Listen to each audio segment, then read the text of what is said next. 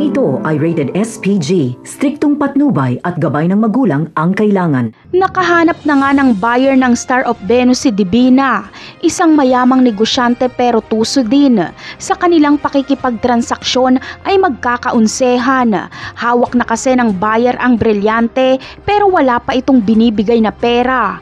Hanggang sa nahalata si Divina na set up lang ang lahat kaya agad na nagkabunutan. Maho-hostage naman si Divina ng kalaban. Kaya naman walang magagawa sila Tanggol kundi ibaba ang kanilang mga baril. Hawak kasi ng kalaban ang buhay ni Divina. Walang magagawa sila Tanggol kundi sundin ang lahat ng sasabihin ng kalaban. Ngunit paano kaya kung planado lang ito ni Divina at kasabwat niya pala ang buyer na ito?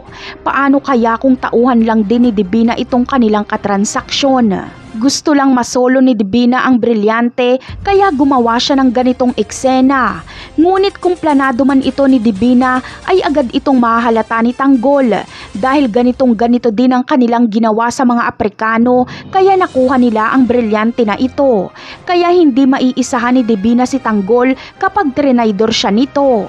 Sa kabila ng lahat ay sa pagkakasaksak ni Marites ay pareho si Ramon at Rigor na nga hanapin kung sino ang salarin. Pareho silang mag-aalala kay Marites.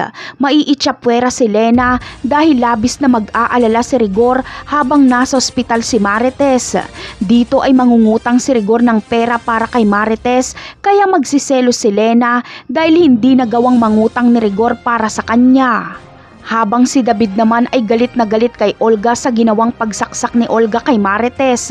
Sasakalin niya si Olga at pagbabantaan na kapag mamatay si Marites ay papatayin niya rin si Olga.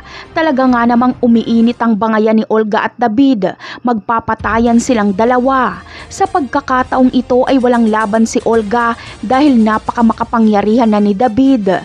Napakarami pa nating dapat abangan sa mga susunod na episode. Paalam!